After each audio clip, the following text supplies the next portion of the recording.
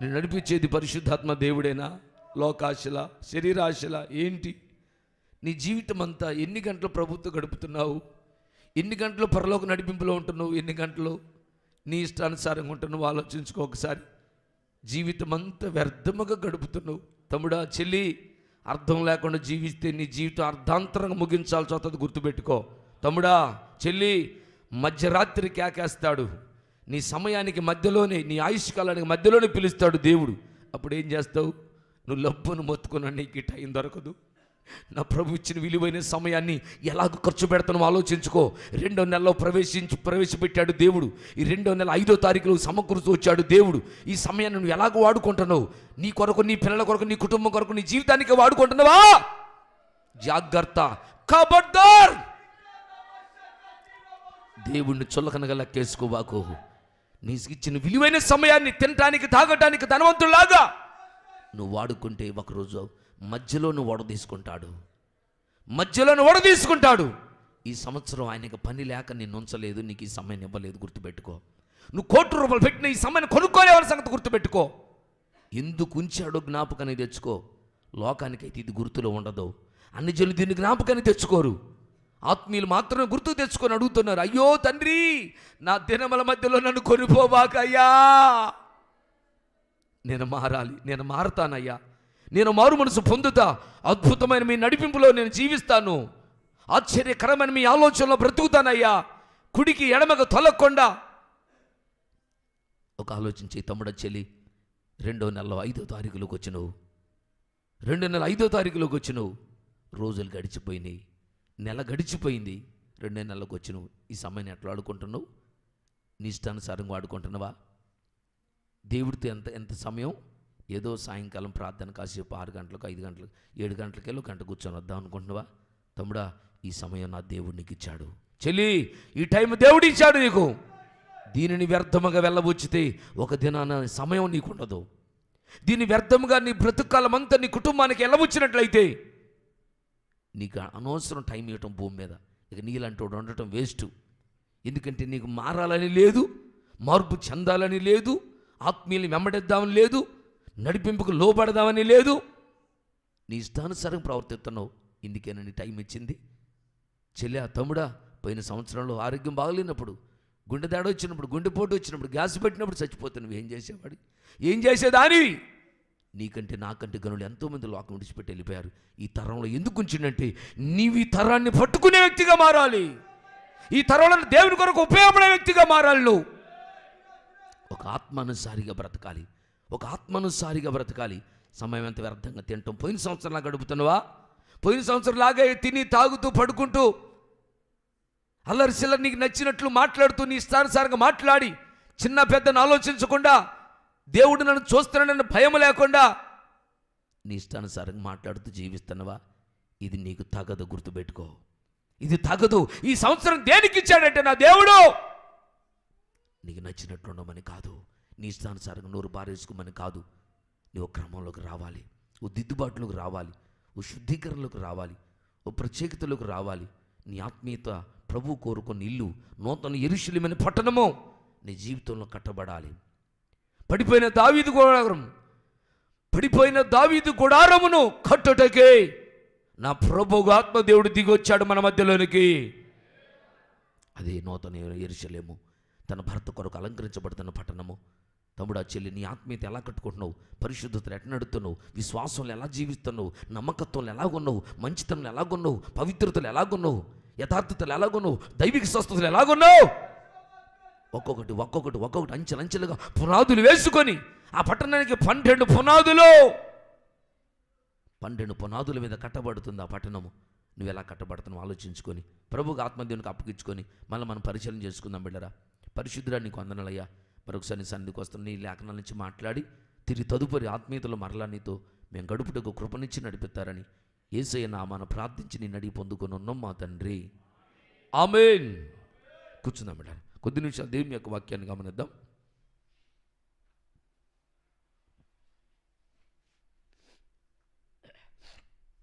దేవుడు మనల్ని ప్రేమించి, ప్రియబిడ్డరా, దేవుని పిల్లలుగా మనలో ప్రతి ఒక్కరూ మనం గుర్తుంచుకునే విషయం ఏంటంటే, ధనవంతుని విషయంలో దేవుడు అనవసరంగా ఇతను నుంచి నన్ను బాధపడ్డాడు. ఎందుకంటే అతను మారాలని కానీ, మారు మనసు పొందాలని కానీ, జీవితాన్ని కట్టుకుందామని కానీ, జీవితాన్ని సరిచేసుకుందామని కానీ ఆలోచన అనేది లేదు.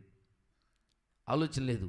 తినటం, తాగటం, కొట్లెప్పి తీసిన పెద్దగా కట్టించుకోవటం, తానేంటో తన కుటుంబం ఏంటో అదే తను చూశాడు.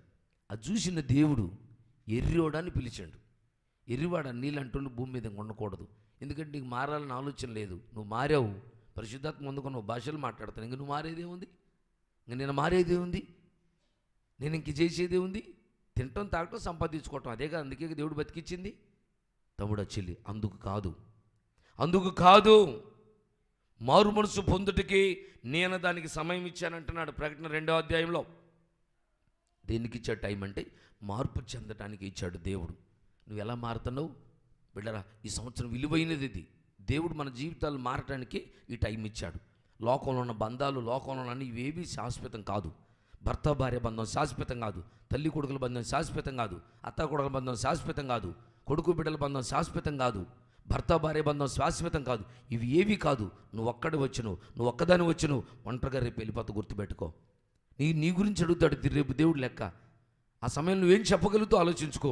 దేవుడి దగ్గర ఏం నిలబడి ఏం చెబుతావో ఆలోచించుకో. ఇప్పుడే ఆడిపోయినకి ఏదో ఒకటి చెప్తానంటే కుదరదు. ఆడిపోయినకి ఏం చెప్పాడు? ధనవంతం నరకాలకు వెళ్ళిపోయాడు.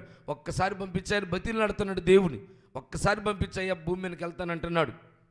బిడ్డరా, మనకు నచ్చినట్లు కాదు, మన ఆలోచనతో కాదు, మన చిత్తానుసారం కాదు. దేవుడిచ్చిన సమయానికి భయపడు. దేవుడిచ్చిన తరుణానికి భయపడి గడగడ వణుకుతూ ఈరోజు లెక్క ఏం చెబుతావు? ఈరోజు ఎవరికి చెప్పగలిగావు సువార్త? ఎంతమంది ప్రభు కొరకు సంపాదించావు? ప్రభు కొరకు ఈరోజు నువ్వేం చేయగలిగావు? ఈ ఒక్కరోజు చూడండి. ఈరోజు ఈ వారానికి, ఈ నెలలో రెండో నెలలకు వచ్చును. ఎప్పటికి 5 రోజులు. ఇది 5వ రోజు. ఈ 5 రోజుల్లో బిడ్డరా ఎవరికి ఎలా చెప్పగలిగావు? ఎలా జీవించావు? నీ కొరకు ఎలా? దేవుని కొరకు ఎలా? ఇదేమన్నా ఆలోచించావా? ఆలోచనే లేదు. పొద్దా కొట్టడమే, తగిలి కొట్టడమే, చేయటమే, ఇంకంతే. నాటేయటం, కోత కోయటం, దుక్కి దున్నటం, ఇదే పనా? అది అందుకేనా బతికిచ్చింది అని లోకం అనుకుంటుంది. లోకం అనుకుంటారు. కానీ సంఘంగా మనమేమనుకోవాలి? ఆయన ఏం చెబుతున్నాడు? సంఘంగా బాప్తిసం పొందిన బిడ్డలతో నీతో నాతో ఏం చెబుతున్నాడు దేవుడు? ఏం చెబుతున్నాడు? చదివినాడు సార్. ప్రకటన 2వ అధ్యాయం 21 వచనం. 2:21. ప్రకటన గ్రంథం 2వ అధ్యాయం 21 వచనం. మారు మనసు పొందుటకు నేను దానికి సమయం ఇచ్చి తిని కానీ అది తన జారత్వం విడిచిపెట్టి మారు మనసు పొందనలదు. ఇదిగో నేను దాన్ని మంచం పట్టెత్తా. ఎందుకంటే ఇంకెట్ట నా కొరకు బతకట్టే జీవించలేదు కాబట్టి మంచం పట్టెత్తా. దానితో కూడా వ్యభిచరించి వారు మారు మనసు పొందితేనే కానీ లేదా బహుశ్రమలకు అప్పగిస్తాడంట దేవుడు రేపు. చెల్లి, తమ్ముడా, గుర్తుపెట్టుకుని వాక్యానికి భయపడండి, దేవునికి భయపడండి. నీకు ఇచ్చిన సమయాన్ని ఎలా వాడుకుంటున్నావు? ఎలా మనకిచ్చిన టైంలో దేవుని కొరకు సిద్ధపడగలుగుతున్నావు? బిడ్డరా, అదే టైంలో మరి అపవాది సంబంధులు, అంత్యక్రీస్తు పిల్లలు సమయాన్ని వ్యర్థంగా వెళ్ళబుచ్చుతారు. అజ్ఞానంగా బ్రతుకుతారు. అజ్ఞానంగా బ్రతికి సమయాన్ని వ్యర్థంగా గడుపుతారు, వ్యర్థంగా ముగిస్తారు. అయితే అదే సేమ్ టైంలో జ్ఞాని ఏం చేస్తాడయ్యా అని చెప్పానంటే బిడ్డరా, దేవుని యొక్క రాజ్యాన్ని తన జీవితంలో స్థాపించుకుంటాడు. పరలోక పట్టణము, నూతన యెరూషలేము పట్టణం, పడిపోయిన దావీదు గుడారము, ఆదాము ద్వారాగా పడిపోయిన దేవుని యొక్క ఇళ్ళు తిరిగి కట్టుకోవటానికి జ్ఞాని ప్రయత్నం చేస్తాడంట. అందుకే మన జీవితంలో పరిశుద్ధాత్మ దేవుడు వరాల్లో మనకిచ్చినటువంటిది. రెండవది ఏంటంటే, వరాల్లో మొదటిది బుద్ధివాక్యము, రెండోది జ్ఞానవాక్యం. మనం చదువుతున్నాం. రెండోది జ్ఞానవాక్యం. వాక్యంలో గమనించబడరా, దేవుని పిల్లల విషయంలో దేవుడు చెప్పే మాట ఏంటంటే, హోషేయ కాలంలో పిల్లలు నశించిపోతున్నారని చెప్పంటాడు. చూడండి ఒకసారి. జ్ఞానం లేక నా జనులు, హోషేయ గ్రంథము 4వ అధ్యాయం 6వ వచనం. జ్ఞానం లేక నా జనులు నశించిపోతున్నారు. చదవాలి ఒకసారి. హోషేయ గ్రంథము 4వ అధ్యాయం 6వ వచనం. నా జనులు జ్ఞానము లేనివారై నశించుచున్నారు. చాలు నాన్న. యెషయా గ్రంథం 5వ అధ్యాయం 13వ వచనం. యెషయా గ్రంథం 5వ అధ్యాయం 13వ వచనం.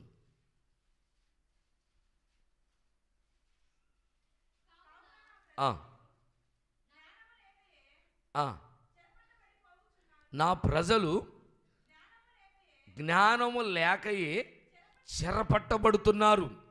అంటే సాతానుకి లేక లోక బంధకాలకు లోక ఆశలకు ఎందుకు పట్టబడుతున్నారయ్యా ప్రజలు అని అంటే, జ్ఞానం లేక పట్టబడేవారు ఎవరు? ఇప్పుడు ధనవంతుడు లోకం చేత పట్టబడ్డాడు, లోకాశలతో పట్టబడ్డాడు, శరీరాశలతో పట్టబడ్డాడు. లోకం అంటే ఏంటండి? లోకం అంటే శరీరాశ, నేత్రాశ, జీవపడము, తినుము, తాగుము, సుఖించుము. ఇది లోకం. లోకం చేత పట్టబడుతున్నారు. ఎందుకు? జ్ఞానం లేక. ఇంకా నా జనులు నశించిపోతున్నారు. ఎందుకు? జ్ఞానం లేక.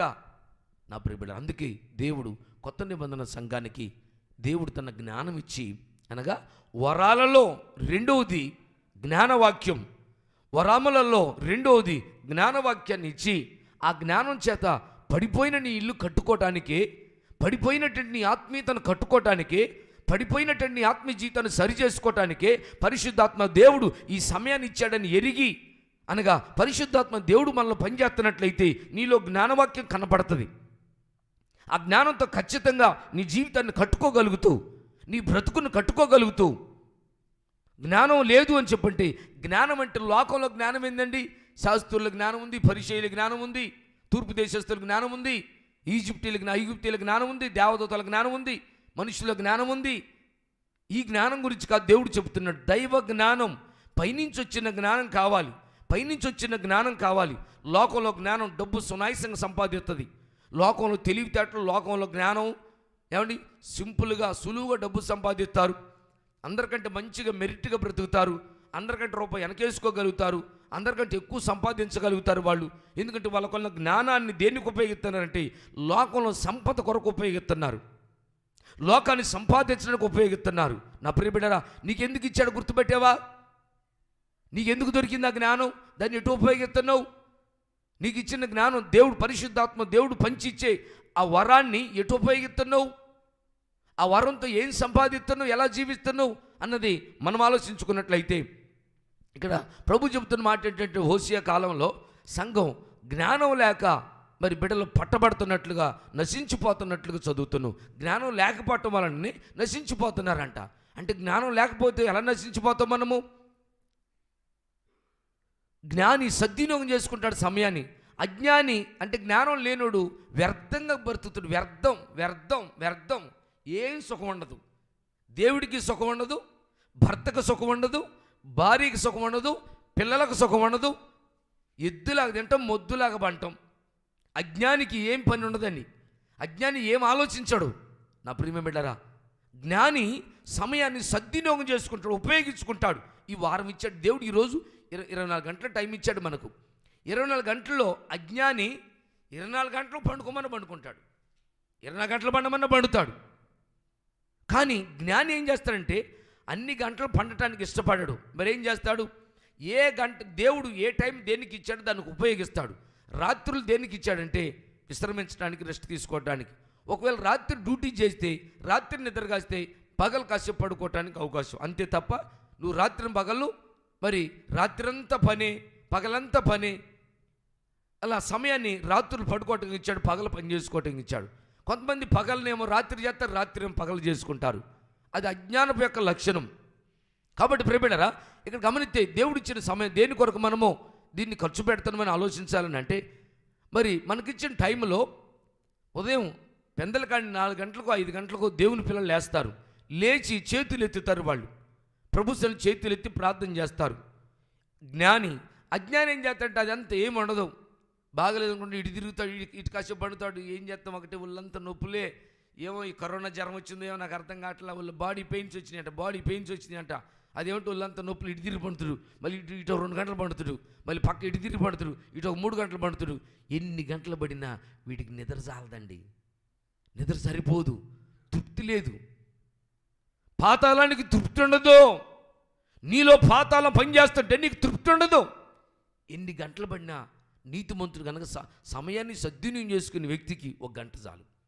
కంటి నిండా గంట నిద్రపోతే మళ్ళీ వెంటనే మెలుకుంటాడు అతడు, లేకపోతే మళ్ళీ లేచి పనిచేస్తాడు. కానీ ఈ అజ్ఞానికి ఇటు కాసేపు అటు కాసేపు తప్పుడు బిర్రు ముసుగు పెట్టడం, కాసేపు సగం తీసేయటం, కాసేపు పక్క కట్టడం, ఉబ్బద్దీత మళ్ళీ ఫ్యాన్ వేసుకోవటం, మళ్ళీ ఫ్యాన్ వేసి మళ్ళీ దుప్పట కప్పుకోవడం, ఎన్నో కథలు చేస్తాడు, ఎన్నో కథలు కంటారు, ఎన్నో కళ్ళగా అంటారు అజ్ఞాని. ఇక అందరు లేచి పనిచేసే సమయంలో ఈయన ఇంకా పడుకోనే ఉంటారు, వీళ్ళు ఇంకా పడుకోనే ఉంటారు. లేదంటేనేమో అందరికంటే ముందే లేచి తెల్లవారుజామున చీకటితో లేచి పొలానికి వెళ్ళిపోతారు. ఇక లేచిపోయి కూర్చొని మళ్ళీ రాత్రి 10 అయిందాకా మసకపడదాకా మళ్ళీ పొలంలోనే ఉండి వస్తారండి, గడిపోతారు వాళ్ళు. అదేమంటే వాళ్ళ మనసు ఏం చెప్పుద్దంటే, ఈరోజు పగలంతా కష్టపడి పని చేసుకున్నాను నేను, ఇలాంతా పనిచేశాను నేను అనే తృప్తి అలా కనిపిస్తుంది. కానీ దేవుని బిడ్డారా, దేవుడు మనల్ని పిలిచింది అందుకు కాదు. 24 గంటలు నువ్వు పని కొరకు వాడుకోమనే కాదు. పని చేసుకో, 8 గంటలు అయితే 12 గంటల పని, తిరిగి సాయంత్రం అయినా 1 గంట 2 గంటలో దేవునికి కేటాయించాలి, దేవునికి అప్పగించాలి. అయ్యా నువ్వు ఇచ్చిన సమయం కదా. ఎవరిచ్చారు సమయం? మీరు కొనుక్కున్నారా? దేవుడు ఇచ్చిండా? దేవుడు ఇచ్చిన వాళ్ళు చేయి పైకి ఎత్తండి. మా ఇంత ఇస్తారు కొద్దిగా, అది ఇంత కూడా ఎత్తలా అంటే వాళ్ళు గుర్తుపట్టలే. ఇంకా ఎవరిచ్చాడు? దేవుడు నాకు ఈ టైం ఇచ్చాడు అన్నోళ్ళు. మంచిది. మరి ఈ దేవుడు ఇచ్చిన టైం ఆయన ఇచ్చిండు కదా, మరి ఆయన ఇచ్చిన సమయాన్ని నువ్వు దేనికి వాడుకుంటున్నావు? గుర్తుపెట్టావా అమ్మా? గమనించారా? ఆలోచించారా? కొంతమందికి ఎందుకు కుదరని వ్యాధులు అంటే, ఎన్ని రోజులు పోయినా మారాలని. కానీ దేవుడు ఇచ్చిన సమయాన్ని ఈ గంట ఈ పని చేద్దాం, ఈ గంటలో ఈ పని చేద్దాం, ఈ గంటలో ఇలా కొందాం, ఈ గంట సువార్త చెబుదాం, ఈ గంట ప్రార్థన చేద్దాం, ఈ గంట మా ఇంట్లో మా ఆయన మారట్లేదు, ఈ గంట ఆయన కోసమే, ఈ అరగంట ఈ పిల్లగాడు మారట్లేదు మా ఇంట్లో, వీడి కోసం గంట, అమ్మాయి పెళ్లి కావాలి, డబ్బులు లేవు, ఈ అరగంట ఈయన కోసమే, ఈమె కోసమే అని ఏదైతే నీకు అవసరతుందో దానికి ప్రత్యేకించుకుంటూ, లేదు నీ శరీర జీవితాల్లో దేన్నైతే ఓడించలేకపోతున్నావు, దేన్నైతే గెలలేకపోతున్నావు, దాని విషయమై ఒక గంట నేను ఓడిపోతున్నాను, చేతకట్లేదు, సినిమా చూస్తున్నాను, లేకుంటే మరి చుట్ట తాగుతున్నాను, సారాయి తాగుతున్నాను, లేదా బూతులు మాట్లాడుతున్నాను, నోరు జారుతున్నాను అని చెప్పి అనుకోవడం కాదు. అలా జారకుండా ఉండటానికి ఒక అరగంట, ఒక పావు గంట కేటాయించి ప్రార్థన. ప్రభువా నీలాంటి స్వరాన్ని నాకు ఇవ్వుతండి, నీలాంటి కృపని. మీరు ఎట్లా జీవించారు తృప్తికి లోకంలో? నాకు ఆ కృపని అయ్యా. నాకు తృప్తి లేదు. ఎంత తాగుతున్న తాగాలనిపిస్తుంది, ఎంత చూస్తున్న చూద్దాం అనిపిస్తుంది, తృప్తి లేకుండా బ్రతుకుతున్నాను. ఎంత తిన్నా ఇంకా తిందామనిపిస్తుందే కానీ తృప్తి లేకుండా బ్రతుకుతున్నానయ్యా. నీ దండం పెడితే వద్దు, నాకు అది వద్దు అయ్యా. ఆ పాతాలపు కోరిక నాకు వద్దు. తృప్తిగా ఎంత తిన్నా తృప్తిగా ఉండాలి. ఒక అరగంట పండుకున్న తృప్తిగా ఉండాలి, గంట పండుకున్న తృప్తిగా ఉండాలి. ఇక గంట బండితే నిద్ర చాలక ఎదుటి వాళ్ళతో మాట్లాడుతున్నైతే ఏందమ్మా రాత్రి నిద్ర చాలా, ఏందా ఎట్టనో రాత్రి నిద్ర చాలా. నిద్రపోదు మొక్కడికి ఏడజాలుద్ది నిద్ర. ఎన్ని గంటలు పడితే సరిపోద్ది నీకు నిద్ర? తృప్తి లేదు నీకు, అది పాతాలపు కోరిక. వదిలిపెడితే అదుపు లేకుండా ఎద్దులాగా మధ్యాహ్నం దాకా పండుతూ లేకపోతే 12 అయినంతే, 1 గంట అయినంతే లేవరు. అసలు ఒకరోజు చూద్దాం, వీళ్ళని 12 గంటల దాకా లేపకుండా ఉందా అనుకుంటున్నా. రేపు చేస్తా ప్లాను. రేపు కాదు, రేపు ఆదివారం కాబట్టి రేపు చేయను. కానీ సోమవారం కూడా కుదరదు, సేవకుల మీటింగ్ ఉంది కాబట్టి మంగళవారం బుధవారం ఎప్పుడో ఒకసారి ఇల్లు చూసుకొని ఒక్కళ్ళని కూడా లేపొద్దు. స్తోత్ర కొడుకు కూడా లేపే పని లేదు. అది ఎంతసేపు పడుతుందో చూడాలా, ఎన్ని గంటలు కావాలో చూద్దాం వీళ్ళకి. గమనించడం పిల్లలు. కాబట్టి దేవుని పిల్లలుగా మన జీవితాల్లో మనం సమయాన్ని సద్వినియోగం చేసుకోవాలి. మనకిచ్చింది విలువైన టైం. ఈ సంవత్సరం కనుక నువ్వు సిద్ధపట్టలేదా, నువ్వు రెడీ అవ్వట్లేదా, దేవుడు తీసేస్తాడు, ఉంచడు. ఇక్కడ నేనైనా నువ్వైనా మనం ఎవరైనా ఒకటే, నేనైనా అంతే, నువ్వైనా అంతే. కాబట్టి బిడ్డరా, ప్రభు ఇచ్చిన సమయంలో జ్ఞాని సద్వినియోగం చేసుకుంటాడు, అజ్ఞాని వ్యర్థంగా తన ఇష్టం, తను నచ్చినట్లుంటాడు, తన ఇష్టానుసారంగా ఉంటాడు, తను నచ్చినట్టు ప్రవర్తిస్తారు. ఇక మరి నడిపింపుకి లోబడి, అయ్యా నేనేం చేస్తున్నాను, ఇంకేం చేయాలి చెప్పండి అయ్యా, నా గురించి అయ్యా మీతో ఏమన్నారా, లేదా వాక్యం ఏం చెబుతున్నాయి, నేను చదవట్లేదు అంతగా, మీరు చదివారు, నాకు చెప్పండి అయ్యా ఒక మాట, నేను ఎట్లుంటున్నానయ్యా, అయ్యకి ఇష్టంగా ఉన్నానా? ఇక్కడ సేవకుడికే ఇష్టంగా లేవు నువ్వు, దేవుడికి ఎట్లా నువ్వు దేవుడు ఎట్లా ఇష్టపడతాడు నేను, దేవుడు ఎలా నచ్చుతాడు మనలను? కాబట్టి అది కాదు. ఈ విషయాన్ని గమనించి జ్ఞాని సమయానికి సద్వినియోగం చేసుకుంటాడు, అజ్ఞాని వ్యర్థంగా వెళ్ళబోస్తాడు. బిడ్డరా, నువ్వు జ్ఞానివో అజ్ఞానివో నువ్వే ఆలోచించుకో ఒకసారి. మనం ఇక్కడ గమనిస్తే పరిశుద్ధ గ్రంథంలో ఎందుకు దేవుడు జ్ఞానవరంతో మనల్ని నింపుతున్నాడు, ఎందుకు ఇస్తున్నాడు సంఘానికి ఈ వరం? కొరింథీ రాసిన మొదటి పత్రిక 12వ అధ్యాయం 4వ వచనం 5వ చదువుకుందాం ఒకసారి. కొరింథీయులు రాసినటువంటి మొదటి పత్రిక 12వ అధ్యాయం 4వ వచనం నుంచి. కృపావరములు నానా విధములుగా ఉన్నవి, కానీ ఆత్మ ఒక్కడే.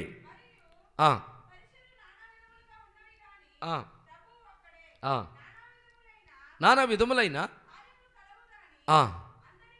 అందరిలోనూ అన్నిటినీ జరిగించే దేవుడు ఒక్కడే. అయినను అందరి ప్రయోజనము కొరకు ప్రతి వానికి ఆత్మ ప్రత్యక్షత అనుగ్రహింపబడుచున్నది. ఎలయనగా ఒకనికి ఆత్మ మూలముగా బుద్ధివాక్యమును, మరి ఒకనికి ఆ ఆత్మ వలననే ఆత్మను అనుసరించు జ్ఞానవాక్యము. చాలు నాన్న, చూడండి, ఈ జ్ఞానవాక్యం అనేది వరం. జ్ఞానం అనేది వరం. వరాల్లో రెండవది, సంఘానికి ఇచ్చిన కృపావరాలలో రెండవ దాని పేరు ఏంటంటే జ్ఞానం. మనందరు గతకాలం మీరు విన్నారు, మీరు నేర్చుకున్నారు. అయినా ఇప్పుడు మనకి ఈ 2వ మాసంలో మరి ఈ 5వ తారీఖు నుంచి మనకి ఇది అవసరమని చెప్పి పరిశుద్ధాత్మ దేవుడు నా హృదయాన్ని ప్రేరేపించాడు. ఎందుకంటే ఈ సంవత్సరం ఇచ్చింది దేనికంటే నీ జీవితంలో దేవుని రాజ్యము కట్టబడాలి. పరలోక రాజ్యము, నూతన యెరూషలేము అనే పరిశుద్ధ పట్టణము నీ హృదయంలో అంతరంగపు జీవితంలో స్థాపించబడాలి. పరలోకం అనేది ఇక్కడ నీలో కట్టబడితేనే రేపు ఆ రాజ్యంలో ప్రవేశించగలుగుతూ. ఇక్కడ నువ్వు కట్టబడకపోతే బిడ్డ పరలోకానికి వెళ్ళలేం. ఇది కట్టబడకుండా ఏమైంది? ఇది పడిపోయింది. మన జీవితాల్లో ఏమైపోతూ వచ్చిందంటే చూడండి ఒకసారి, అపోస్తుల కార్యములు 15వ అధ్యాయము 17వ వచనం చదువుకుందాం. అపోస్తుల కార్యములు అది ఎలా పడిపోతూ వచ్చిందో. ఎందుకు కట్టుకోవాలంటే పడిపోయింది కాబట్టి కట్టుకోవాలి. ఎట పడిపోయింది?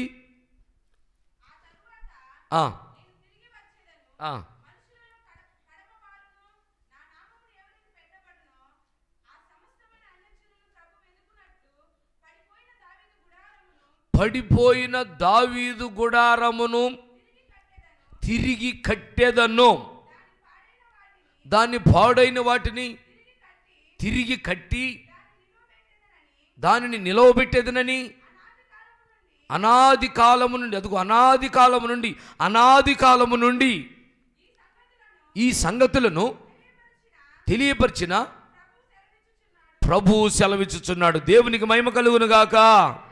హల్లెలూయా, హల్లెలూయా. చూడండి ప్రియబిడ్డలారా, మరి అనాది కాలం నుంచి కూడా దేవుడు ఈ విషయాన్ని సంఘంతో చెప్పుకుంటూ వస్తున్నాడు. అందుకే కొత్త నిబంధన సంఘానికి కూడా సంఘపు ఆరంభ దినం ఎప్పుడంటే అపోస్తుల కార్యములో సంఘం స్థాపించబడుతొచ్చింది 2వ అధ్యాయంలో. అందుకనే దేవుడు ఆత్మీయతలో మనం పడిపోయిన దావీదు గుడారాలు, పడిపోయిన పరిశుద్ధత, పడిపోయిన నీతి. దావీదు గుడారం అంటే అక్షరార్థమైన గుడారం గురించి కదా ఆయన చెబుతున్నాడు. మానవ జీవితాల్లో దేవుని యొక్క పట్టణము, దేవుని యొక్క గుడారము పడిపోయింది. పడిపోవటం అంటే దాని అర్థమైంది, పరిశుద్ధత లేదు, నీతి లేదు, యథార్థత లేదు, నమ్మకత్వం లేదు, వినయం లేదు, మంచితనం లేదు, లోబడటం లేదు. ఎవరి ఇష్టానుసారంగా వాళ్ళే, ఎవరికి నచ్చితే దాన్ని వదలటమే, ఎవరికి ఏదనిపిస్తే చేయటమే. బిడ్డలారా, అది లోకానికి సరిపోయింది, మనకు సరిపోదు. కాబట్టి మన జీవితంలో పరిశుద్ధాత్మ దేవుడు ఎందుకయ్యా జ్ఞానం ఇస్తున్నాడు? జ్ఞానం అనే వరాన్ని దేనికి మనకి ఇస్తున్నాడు అని అంటే, నువ్వు డబ్బు సంపాదించమని కాదు, నీకు నచ్చినట్టు నోరుందని తెలివిగా మాట్లాడమని కాదు, నీ తెలివితేటలు ఎక్కువ సంపాదించమని కాదు, నీకు బలముందని ఎక్కువ కూడబెట్టమని కాదు, నీకు బలముందని 2-3 మెయింటైన్ చేయమని కాదు. తెలివితేట కొంతమంది ఇలాగ చేస్తున్నారు, ఆడకిల్లు కడతాను, వాళ్ళు పెడతాను, ఈడకు పెట్టి వీళ్ళు పెడుతున్నారు. ఏది మనకు ముందు రోజు చేసినట్టుగానే ఒక ఇక్కడ ఒక ఆమె పెట్టుకున్నాడు, ఏడొక ఆమె పెట్టిండు, ఈ పక్క ఒక ఆమె. అంటే నీ సొంత జ్ఞానం అది. దేవుడు జ్ఞానం ఇచ్చింది దేనికి? తిని తాగి సుఖించమని కాదు. నీ అంతరంగ జీవితంలో దేవుని రాజ్యం కూలిపోయింది, దేవుని రాజ్యం పడిపోయింది, దేవుని పట్టణం పడిపోయింది, పరిశుద్ధ పట్టణం పడిపోయింది, పాడైపోయింది. అయితే పాడైన స్థలాలు మరలా బాగు చేయాలి, పాడైన వాటిని మరలా కట్టాలి, ఎత్తి నిలబెట్టాలి అన్నది దేవుడి చిత్తం. ఈరోజు మనం గమనించబడారా, మన ఆత్మీయ జీవితాల్లో ఎందుకు కట్టుకోవాలంటే పడిపోయింది కాబట్టి.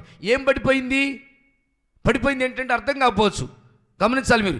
ఏం పడిపోయిందంటే మానవులలో పరిశుద్ధత అనేది లేదు. ఒకరినొకరు పొడుచుకోవటం, ఒకరినొకరు చంపుకోవటం, ఒకరినొకరు విమర్శించటం, ఒకరినొకరు దూషించుకోవటం, ఒకరికంటే ఒకరు గొప్పలు ఎంచుకోవటం, దేవుని కంటే గొప్ప వాళ్ళు ఎంచుకోవటం. ఏమండి, ఒక మాట తెలుసుకొని మనకు నచ్చినట్లు ప్రవర్తించడం. లూసిఫర్ పడిపోయింది ఇంతే కదా, నాకు తెలుసు అనుకునే కాబట్టి పడిపోయింది. గమనించాలి. కాబట్టి దేవుని పిల్లలుగా మన పట్ల దేవుడి ఉద్దేశం ఏంటంటే, నీకు జ్ఞానం అవసరమో. ఎందుకు? నువ్వు చెరపట్టబడద్దు సాతాను చేత, నువ్వు నశించుకోవడం దేవుడికి ఇష్టం కాదు. జ్ఞానం ఎత్తున్నాడు. జ్ఞానం వల్ల నువ్వు బ్రతుకుతూ, జ్ఞానం నేను బ్రతికెత్తది. రెండోది, జ్ఞానం మన జీవితంలో మనం ఎలా కట్టుకోవాలో, మన జీవితాన్ని, మన బ్రతుకుని, మన కుటుంబాన్ని ఎలాగూ కట్టుకోవాలనో దేవుని కొరకు, ఎలాగూ మనం దాన్ని సిద్ధపరచుకోవాలనో దేవుని కొరకు, ఆయన వరుడేసుగా రాబోతున్నప్పుడు ఇవి ఎలాగూ తను కట్టుకొని, ఆ కట్టబడిన చక్కగా సిద్ధపరచుకొని రెడీగా ఉండాలనో, అదిగో అందుకొరకే దేవుడు సంఘానికి జ్ఞానం ఇచ్చాడు. ఇప్పుడు ఈ జ్ఞానంతో ఏం చేయాలంటే, మొదటిగా నీ వ్యక్తిగత జీవితం కట్టబడాలి. నీలో కట్టబడటం అంటే పరిశుద్ధత నిలబడాలి, పరిశుద్ధత కనపడాలి, నమ్మకత్వం కనపడాలి, విధేయత కనపడాలి, తగ్గింపు కనపడాలి, ఓర్పు కనపడాలి, మంచితనం కనపడాలి, యథార్థత కనపడాలి. కట్టి నిలబెడితే ఇప్పుడు ఇది కనపడుతుంది మీ అందరికీ. అట్లా మన జీవితంలో ఈ సుగుణాలు, యేసుక్రీస్తు వారి యొక్క సుగుణాలు, దేవుని యొక్క రాజ్యపు యొక్క సుగుణాలు, పరలోక రాజ్యపు యొక్క గుణాలు ఖచ్చితంగా ఓ క్రైస్తవ జీవితంలో, ఓ క్రైస్తవ కుటుంబంలో కనిపించాలి. అలా కనపడలేదు అంటే నీలో కట్టబడలేదు. అవి ఏదో అప్పుడప్పుడు కనపడతాయి, మళ్ళీ పోతాయి, కనపడతాయి, మళ్ళీ కూలగొట్టు, కట్టబడతాయి, పడతాయి, కట్టుకోవడం పట్టం ఇట్లా జరిగిపోతుంది. అందుకే దేవుడు సంఘానికి జ్ఞానం కావాలని చెప్పి ఆశపడుతున్నాడు. మనందరి పరిచయమే. సామెతలు 14వ అధ్యాయం చదివితే జ్ఞానవంతురాలు ఏం చేసిందంట? సామెతలు 9 మొదట్లోనేమో జ్ఞానం తనకు నివాసాన్ని కట్టుకుందని చెప్పి మనం చదువుతాం. జ్ఞానం అంటే తనకు నివాసాన్ని కట్టుకుంది. మొదట చదువు 9వ అధ్యాయం. జ్ఞానము నివాసము కట్టుకొని దానికి 7 స్తంభాలు చెక్కుకున్నదంట. 14వ అధ్యాయం చదువుదాం. 14:2. జ్ఞానవంతురాలు తన ఇల్లు కట్టును, మూఢురాలు తన చేతులతో తన ఇల్లు ఓడబెరుకును. చాలు నాన్న, ఈ మాటలు గమనితే బిడ్డరా, ఇక్కడ జ్ఞానవంతురాలు తన ఇల్లు కట్టును చదువుతును. ఇక్కడ అక్షరార్థం గమనితే ఒక స్త్రీ గురించి కాదు. ఏ స్త్రీ అని ఇల్లు కట్టుకోగలుగుతారంటే, స్త్రీ ఒక పాపం ఆడపిల్ల ఏం చేద్దండి? ఆడపిల్ల కట్టలేరు. ఒకళ్ళు మగాయి నుండి పారతో తిరిగేసో, గొంత దొవ్వో, గడపర దువ్వో, గంతు పలగొట్టు చేశాడంటే సరిపోద్ది. కానీ ఆడపిల్ల కట్టింది ఇల్లు అంటే ఎవరు నమ్మరు, అది కాదు. ఇక్కడ గమనితే మరి జ్ఞానవంతురాలు అంటే దేవుడు సంఘాన్ని స్త్రీకి పోల్చి మాట్లాడుతున్నాడు. సంఘం అంటే స్త్రీ. కొరింథీ పత్రికలో 2 కొరింథీ 11 మనం చదువుతున్నాం. సంఘాన్ని స్త్రీకి పోల్చి మాట్లాడతాడు. ఒకటే పురుషుడికి నేను మిమ్మల్ని ప్రదానం చేద్దాం అనుకున్నాను అని అంటాడు. కాబట్టి గమనించండి బిడ్డరా, ఇక్కడ జ్ఞానవంతురాలు తన ఇల్లు కట్టుకుంది అంటే జ్ఞానం చేతనే ఇల్లు కట్టబడుతుంది. జ్ఞానం చేతనే. సామెతలు 24:3. సామెతలు 24:3. జ్ఞానం వలన ఇల్లు కట్టబడుతుంది, వివేచన వలన అది స్థిరపరచబడుతుంది. చూడండి ప్రియబిడ్డారా, జ్ఞానంతో మన ఇల్లు కట్టబడాలి. కట్టబడటం అంటే దీని గురించి దేవుడు ఏం చెప్పాడు? ఎలాగుంది ఇంటి నిర్మాణం పరిస్థితి? ఇప్పుడు పడిపోయింది. నీ జీవితంలో దేవుని గుడారము లేక దేవుని ఇల్లు లేక దేవుని యొక్క ఇల్లు అంటే అక్షరార్థం గురించి కాదు. ఇల్లు అంటే అందులో సజీవమైన రాళ్ళు ఉంటాయి, అందులో నీతి ఉంటుంది, అందులో పరిశుద్ధత ఉండాలి, అందులో పవిత్రత ఉండాలి, అందులో కదలనటువంటి పిల్లర్లు ఉండాలి. పిల్లర్లు అంటే ఏంటండి? కదలనంటే నీ జీవితంలో యథార్థత అనేది కదలకూడదు, నీతి అనేది కదలకూడదు, నమ్మకం అనేది కదలకూడదు, మంచితనం అనేది కదలకూడదు. ఈ స్తంభాలాగా ఉండాలి. అప్పుడు కట్టబడుద్ది ఇల్లు. ఇలా ఉంటుందా? రేపు ఉండదా? రేపు ఉంటే ఎల్లు ఉండదు, ఎల్లుంటే అటు ఎల్లు ఉండదు. ఒకరోజు ఉంటే ఒకరోజు ఉండలేదు. అప్పుడు ఏది పడిపోతుంది? నీలో దేవుని ఇల్లు పడిపోతుంది. కాబట్టి ప్రియబిడ్డరా, దేవుడు సంఘానికి జ్ఞానం ఎందుకు ఇచ్చాడంటే మనం నశించిపోకూడదని జ్ఞానం ఇచ్చాడు. చెరపట్టబడకూడదని, జ్ఞానం లేక నశించిపోతాను, చెరపట్టబడుతున్నాం మనం. అందుకే జ్ఞానం ఇచ్చాడు. సాతాను దొరకొద్దు, పట్టబడొద్దును. జ్ఞానంతో నీళ్ళు కట్టుకో, పడిపోయిన గుడారం కట్టుకో. నీ జీవితంలో దేవుని యొక్క గుణాలు. రేపు ప్రభు దగ్గర మీరు ఎలా నిలబడదాం అనుకుంటున్నారు? దేవుడి దగ్గర ఎలా నిలబడతారు? ఇక్కడ ఉన్న జరుగుతున్న పరిస్థితులు ఏవి రేపు అక్కడ లెక్కలోకి రావు. ఇక్కడ వాటి గురించి లెక్క అడగడు దేవుడు. బిడ్డరా, ఇక్కడ ఏం తిన్నావు, ఏం తాగావు, ఏం కూడా పెట్టుకున్నావు, ఏ మాంసంతో తిన్నావు, ఏ కూరతో తిన్నావు, ఏ బట్టలు కట్టుకున్నావు, ఏ బంగారం పెట్టుకున్నావు అడగడండి. అక్కడ నువ్వు ఎలాగ జీవించావు, ఎలాగ నీ ఆత్మీయతను భద్రం చేసుకున్నావు, ఎలాగ నీ ఆత్మీయతను కట్టుకోగలిగావు, నీ అంతరంగాన్ని ఎలాగ భద్రం చేసుకున్నావు, నీ నోరు ఎలా భద్రం చేసుకున్నావు, నీ సూపు ఎలాగ భద్రం చేసుకున్నావు, నీ మాటలు ఎలాగ భద్రం చేసుకున్నావు, నీ నడక ఎలాగ భద్రం చేసుకున్నావు. నీ నడకలో పరిశుద్ధత ఉన్నదా, నీ మాటల్లో పరిశుద్ధత ఉన్నదా, మాట అంటే నెరవేర్చగలుగుతున్నావా? ఈరోజు శనివారం మనం సావాసం గడపాలి, ప్రభుత్వం గడపాలి. ఎంతమంది ఇంటి దగ్గర ఉండి రాలేకపోయారు చూడు, మీరు ఆలోచించండి ఒకసారి. ఇంటి దగ్గర ఉండి కూడా రాలేదు. అదేమంటే పాదాలే ఏమైంది, రోజు సాయంత్రం వస్తాడు పాస్టర్ గారు, అట్ట ఇవ్వాలి పగలు రాడుగా, సాయంత్రం అయితే పాస్టర్ గారు వస్తాడు, పోదాంలే చూడండి ఎంత అశ్రద్ధో బిడ్డరా. అది అశ్రద్ధ. ప్రభుత్వం గడిపే సమయం. సరే పనికి వెళ్ళిపోయిన రాలేకపోయినట్టు అది వేరే విషయం. ఉండి కూడా రాలేకపోయినట్టే ఎంత అశ్రద్ధ చూడు నీ జీవితంలో. దేవుని కార్యం ఎంత అశ్రద్ధ చేస్తున్నావు చూడు. ప్రారంభ దినాల్లో పనిచేస్తూ కూడా డ్యూటీకి పోయే వాళ్ళు 12 గంటల కూర్చొని కూడా డ్యూటీకి పోయినారు. పనిచేస్తున్న బిడ్డలు ఒకళ్ళు స్కూల్లో పని చేస్తారు అనుకోండి, 1 గంట ఎడ కూర్చోవడం, మళ్ళీ అడిగి పోవటం, మళ్ళీ ఆడ పని చూసుకోవటం, మళ్ళీ ఎడ కూర్చోవటం. బిడ్డలు స్కూల్లో పని చేస్తూ కూడా బిడ్డలు అట్టు గడిపారు ఆరంభ దినాల్లో. ఇప్పుడు ఆలోచించిన ఒకసారి, ఇప్పుడు ఆలోచించుకొని ఇప్పటికైనా ఈ సంవత్సరం ఎందుకు ఇచ్చిందంటే బిడ్డరా, మీకు నచ్చినట్లు జీవించబాకండి, మీకు నచ్చినట్లు మీరు మాట్లాడుకోబాకండి, మీకు నచ్చినట్లు మీరు చేయబాకండి. మరి ఏం చేయాలి? దేవుడిచ్చింది ఒకరోజు లెక్క అడుగుతాడో, దేవుడు గద్దిచ్చి లెక్క అడుగుతాడు. ఆయన లెక్క అడగకముందే, లెక్క చూడకముందే చూడండి పరిశుద్ధ గ్రంథంలో గమనితే మరి యెరూషలేము ఎలా కట్టబడుతూ వచ్చిందో మన జీవితంలో ఆ దేవుని రాజ్యం కట్టబడాలి, దేవుడు మనలో స్థాపించబడాలి, మనలో స్థిరంగా ఉండాలి. ఆయన కదలకూడదు, మన నుంచి పోకూడదు.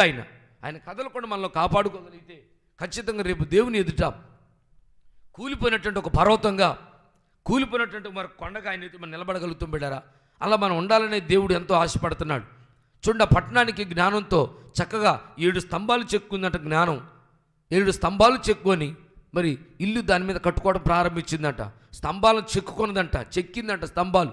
9వ అధ్యాయం చదివిన జ్ఞానం ఏం చేసిందంట? సామెతలు 9.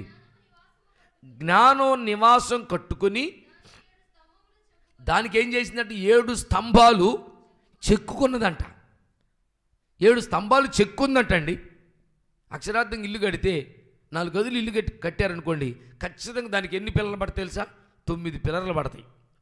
ఇంకొకటి ఎక్స్ట్రా ఏంటంటే మెట్ల ల్యాండ్ కోసం ఒకటి వేస్తారు, 10వది. జాగ్రత్తగా గమనించాలి. ఒక 4 గదులు ఇల్లు కడితే 10 పిల్లర్లు మేము కడతారు. గమనించండి బిడ్డరా, వాస్తవానికి 9 పిల్లర్లు కడతారు. కానీ ఇక్కడ ఈ ఇల్లు చూడండి ఎలాగుందో. ఏ ఇల్లు కూడా 7 పిల్లర్ల మీద కడతారండి? 7 పిల్లల మీద కట్టింది. ఇది 1 2 సరే 2 గదులు అనుకుందాం. ఆడొక పిల్లరు ఆడొక 4 3 4 వేసారు. 4 అయితే ఒక ఇల్లు అయిపోయింది. మరి అక్కడ 7 అట్టేసారు, 7 ఒక 2 ఉన్నాయి. మళ్ళీ సరే 4 గదులు అనుకుందాం, ఆడొక 2 వేసారు.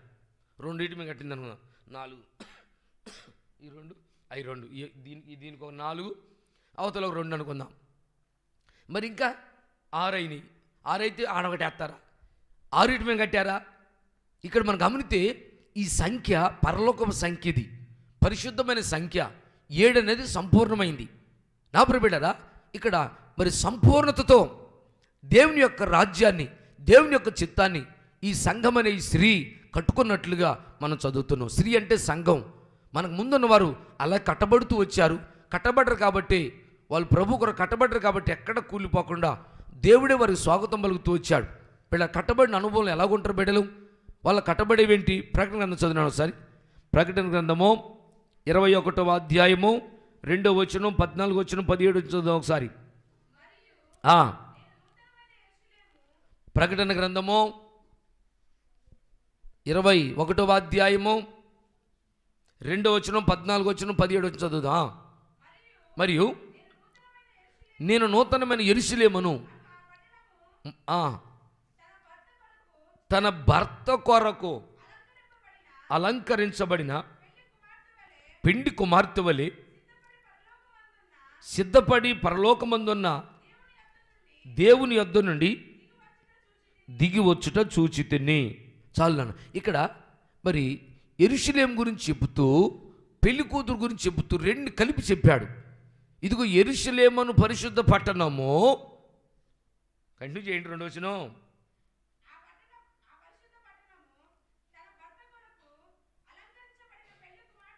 చూడండి, పట్టణాన్ని పెళ్లి కూతుర్ని కలిపి చెబుతున్నాడు ఇక్కడ. బాగా గమనించాలి. అంటే అక్షరార్థంగా పెళ్లి కూతురు కాదు, అక్షరార్థంగా పట్టణము కాదు. ఆత్మీయంగా ప్రభు కొరకు కట్టబడుతున్నటువంటి జీవితాలు. ఒక పెళ్లి కూతురు పెళ్లి కొరకు ఎలాగూ సిద్ధపడి రెడీ అవుతురో అలా మరి ఒక కన్యకలాగా సిద్ధపడాలి సంఘం. తర్వాత నివాసం చేయటానికి, ఒక కుటుంబం భర్త భార్యలు కలిసి జీవించడానికి, పిల్లలతో కలిసి ఉండటానికి ఒక ఇల్లు ఎలా కట్టుకుంటారో దేవుని యొక్క పట్టణము కూడా మన జీవితాల్లో అలాగూ కట్టబడాలని చెప్పి పట్టణాన్ని పెళ్లి కూతుర్ని కలిపి చెబుతున్నాడు. ఆయన చూడగానే పెళ్లి కూతురు కనపడుతుంది, సేమ్ టైంలోనే వెంటనే యెరూషలేము పట్టణం కనపడుతుంది. అంటే ఆ పట్టణం ఎలా కట్టబడుతూ వచ్చిందంట? ఆ పట్టణానికి ఎన్ని పునాదులు వేశారు? 14 వచనం. 12 పునాదులు గలది. ఆ పునాదుల పైన గొర్రెపిల్ల యొక్క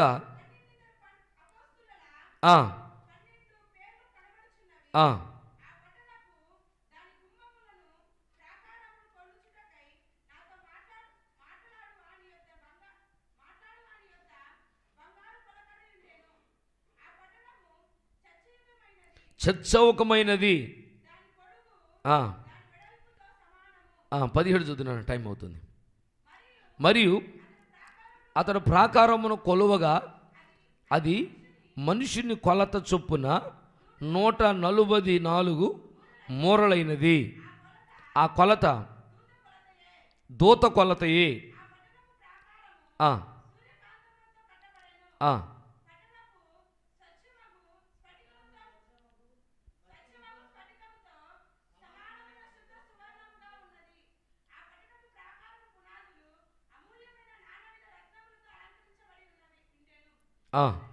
మొదటి పునాది సూర్యకాంతపు రాయి. హల్లెలూయా.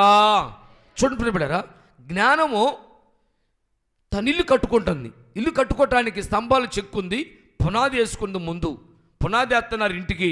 ఆ పునాది ఎలా వేస్తున్నారయ్యా అని చెప్పంటే కొన్ని రాళ్ళు ఉపయోగించారు పునాదికి. ఆ రాళ్ళలో ఆత్మీయమైన పునాదికి వేసిన రాయి సంఘానికి, యెరూషలేము పట్టణానికి ఉన్న పునాది రాయి ఏంటయ్యా అంటే సూర్యకాంతపు రాయి అంట. మొదటి రాయి పేరు ఏంటంట? సూర్యకాంతపు రాయి.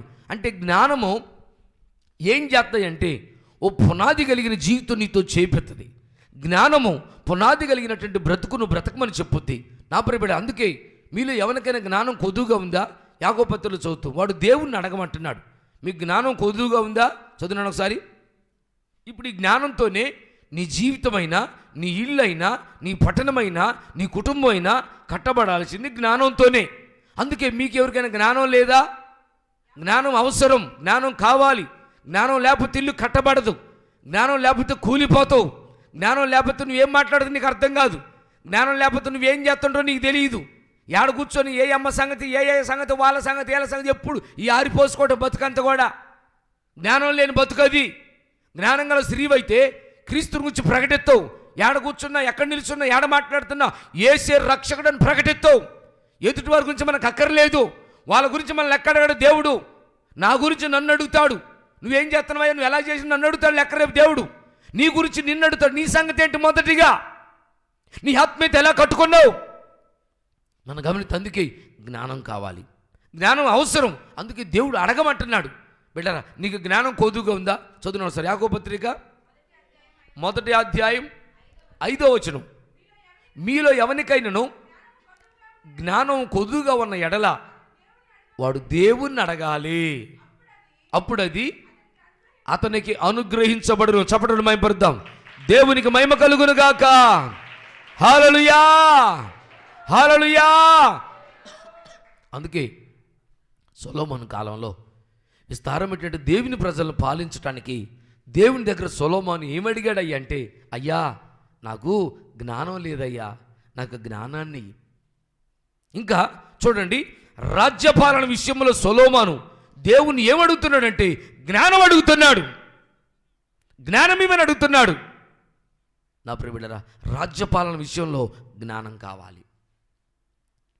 తర్వాతకి కుటుంబ జీవితం కూడా స్త్రీలతో ఏం చెప్పాడు తెలుసు? పురుషులతో జ్ఞానంతో కాపురం చేయమన్నాడు. చెప్పండి, ఎట్లా చేయాలంట? జ్ఞానంతో. అదేంది? అవును, నీ కుటుంబం ఒక్కలు కాకుండా కుటుంబ జీవితంలో జై జీవితం చేయాలి. దేవుడి దగ్గర నిలబడినప్పుడు ఇది పరిశుద్ధమైన కుటుంబం, ఓడిపోయిన కుటుంబం కాదు. ఓడిపోయిన కుటుంబం అంటే రోజు కొట్టుకోవడం, తిట్టుకోవడం, నువ్వు చావా నేను చావా, ఆయన మీద ఏమని చెప్పను, ఈయన మీద ఆమె చెప్పను, ఒకరి మీద చెప్పుకోవటమే, ఎప్పుడు సనుక్కోవటమే, ఎప్పుడు తిట్టుకోవటమే. అది జై జీవితం చేసే కుటుంబం భార్యాభర్తలు కాదు, వాళ్ళు ఓడిపోయిన వాళ్ళు. నువ్వు కుటుంబ జీవితంలో ఓడిపోయినావు, నీకు జ్ఞానం లేదు. జ్ఞానం ఉంటే కట్టబడతావు. కాబట్టి బిడ్డారా, ఒకటి రాజ్యపాలన చేయటానికి సొలొమోను కాలంలో జ్ఞానం కావాలని అడుగుతున్నాడు. రెండోది దేవుడు మరి జ్ఞానంతో కాపురం చేయాలని, సంసారం చేయటానికి కూడా జ్ఞానం కావాలి, జ్ఞానం కావాలి. తర్వాత దేవుడు పరిశుద్ధాత్మ దేవుడు సంఘములో నీ ఆత్మీయ జీవితం కట్టబట్టానికి కూడా వరాలలో రెండవదైన జ్ఞానాన్ని ఇస్తున్నాడు సంఘానికి. హల్లెలూయా. ఇప్పుడు సంఘంగా పిలువబడుతున్న మనము పెళ్లి కాని బిడ్డలైతే వారి కుటుంబ జీవితాల కొరకు జ్ఞానం కావాలి. పెళ్ళైన తల్లులైతే, కుటుంబంతో ఉన్న బిడ్డలైతే ఇప్పుడు నీ ఆత్మీయ జీవితం నువ్వు ఎలా కట్టబడుతున్నావు దేవుళ్ళో, నీలో ఆ యెరూషలేము పట్టణానికి పునాది వేసుకున్నావా? అసలు పునాది కలిగింది ఏదైనా ఉందా? ఒకటన్నా నీకున్న పునాది చెప్పండి. మీరు వారం వారం క్రమంగా మందిరానికి వచ్చే పునాది ఉందా నీకు? ఉదయం సాయంత్రం క్రమంగా ప్రార్థన చేసుకునే పునాది ఉందా నీకు? ఓ శ్రమ ఎదురైతే, ఓ బాధ ఎదురైతే, ఓ కష్టం ఎదురైతే బిడ్డరా పోరాడి, నిద్రపోకుండా అయినా అన్నం తినకుండా అయినా ప్రార్థనలో దేవుడు కాలు పట్టుకొని పోరాడి ఒక జవాబు పొందేటటువంటి ఆ ప్రార్థనకు ఆ పునాది ఉందా? ఉందా దానికి? బిడ్డరా మీరు చెబితే నమ్మితే నమ్మండి, నేను చెప్తున్నాను, మీకు మనసు నమ్మండి, లేకపోతే లేదు. మొన్నటి విషయంలో మరి శ్యామ యొక్క వివాహం విషయంలో డిసెంబర్లో వాళ్ళు వచ్చిపోతే నేను ఇంక 2-3 రోజులు ఉన్నానంగా ఎంత వేదనంటే నాతో ఉన్న పిల్లలు తెలుసు, నాతో పాటు పరిచయం చేసే బిడ్డలు తెలుసు. ఆ రోజంతా నిద్రపోలేదు. ఎందుకంటే నాకు ఏం చెప్పలేదు దేవుడు, నాకేం చెప్పట్లేదు దేవుడు. అయ్యా నువ్వు చెప్పపోతే, నువ్వు మాట సెలవిపోతే నాకు నెమ్మది లేదయ్యా, నాకు నెమ్మది లేదు. నువ్వు చెప్తే చేస్తావు, నువ్వు వద్దంటే ఆపుతా, నువ్వు వద్దంటే ఆపుతా, నేను ప్రతిష్ట వచ్చిన అట్టాగే ఉంచుతానయ్యా. ఒక్క మాట చెప్పండి నాకు, అసలు వాడి పట్ల నీ చిత్తం ఏంది, మీరు ఏం ఉద్దేశించాలని చెప్పండి, అదే చేస్తానయ్యా. బిడ్డరా వారం అయింది, 2 వారాలు అయింది, 3 వారాలు అయింది, నెల అవుతుంది, జవాబు లేదు. నాకు పిచ్చెక్కింది అయిపోతుంది. ఎందుకంటే వాళ్ళతో మాట చెప్పాము, మరి ఏదో వాళ్ళు రావడం మనం పాటు చేయాలి, వాళ్ళు ఫోన్ చేస్తున్నారు, ఏం చెప్పాలో అర్థం కావట్లేదు. పైగా ఇల్లు అయితే అట్లా మాట చెప్పి తప్పించుకోవటం. హైదరాబాద్ నుంచి వాళ్ళు వచ్చారు, డేవిడ్ రాజు పాస్టర్ గారి పిల్లలు వచ్చారు. వాళ్ళు పెద్దోళ్ళు కాస్త ఉన్నత ఒక సేవలు మంచి స్థానంలో నిలబడ్డారు. వాళ్ళు పెద్దోళ్ళతో మాటను తప్పుకోకూడదు. ఎట్లా నాకు ఒక పక్క బాధ అనిపిస్తుంది, భయం అవుతుంది. ఎందుకు, దేనికండి భయం అంటే దేవుని చిత్తం కొరకు. అయ్యా నీ చిత్తం ఏంటయ్యా ఈ విషయంలో? బిడ్డరా ఆ రోజున 27వ తారీఖు రోజున దేవుడు తెల్లవారుజామున 5 గంటలకి అయ్య నన్ను దర్శించాడు. హల్లెలూయా. చక్కగా నేను కల్లో మాట్లాడితే తృప్తి చెందలా, వాక్యం నుంచి కూడా నాకు కావాలి నాకయ్యా అంటే దర్శనంలోనూ వాక్యం ద్వారాను నాతో మాట్లాడిన తర్వాతకి వెళ్ళారా చెప్పాడు, దీనికి ఎన్ని వ్యతిరేకతలు ఎదురవుతాయి అన్నాడు. నేను మంచికి పోవటం ఏంది, వ్యతిరేకత రావటం ఏంది నాకు అర్థం కాలేదు. మరి మీరు కూడా చాలా పెళ్ళిళ్ళు పోతున్నారు, చాలా చోట్ల పోతున్నారు, పోయిన కాడల్లా మరి మీరు అట్టే చెప్తున్నారేమో నాకు అర్థం కావట్లా. మిమ్మల్ని పిలిచారనుకోండి, మనం పోవటం ఏందో వాళ్ళకి నచ్చిందో చూసుకున్నారు, పోయి ఒక దాన్ని దీన్ని మంచుకుంటే మంచిగా, లేకపోతే ఏంటి ఇట్లా చేయపారు అటు చేయపారు చెప్పాలి, అది బాగుంటుంది. అసలు ఆడ చనుకొని నాకు అర్థం కావట్లేదు ఈ సంగతి ఏందో.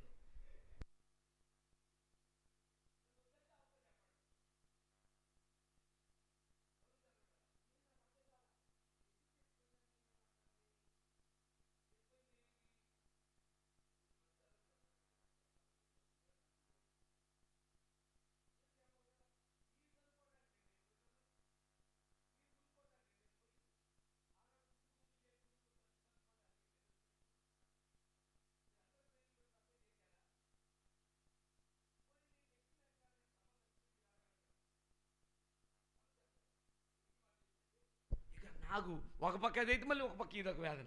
ఇంకా 5 చెప్పిన తర్వాత నాకు ధైర్యం వచ్చింది. అంటే ఎందుకు ఈ మాట చెప్పినాను? దేవుడి దగ్గర నుంచి ఒక పొందటానికి ఒక పునాది కావాలి. ఆ ప్రార్థనకు ఒక పునాది లేకపోతే జవాబు దొరకదు.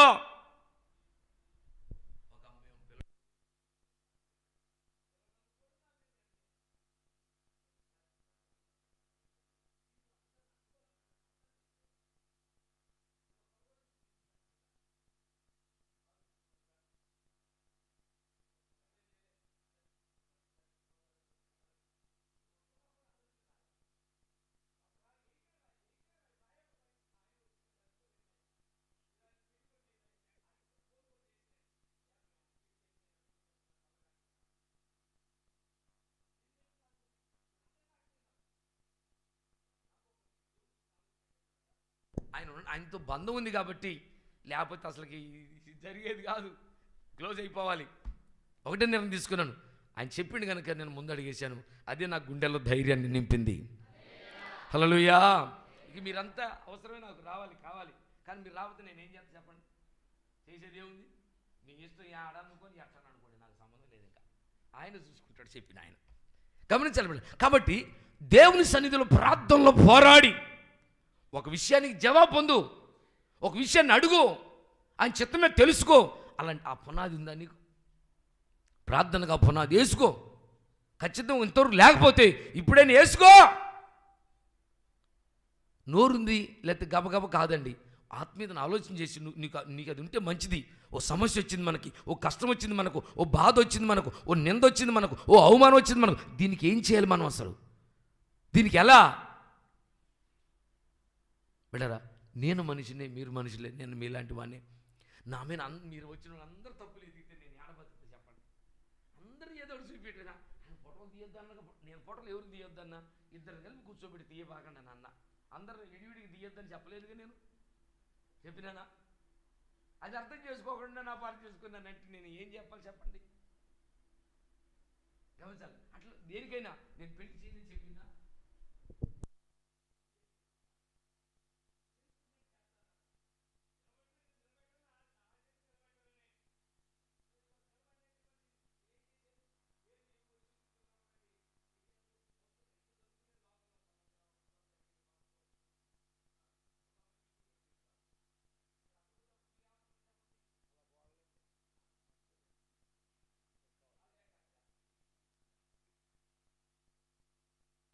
గమనించండి బిడ్డరా.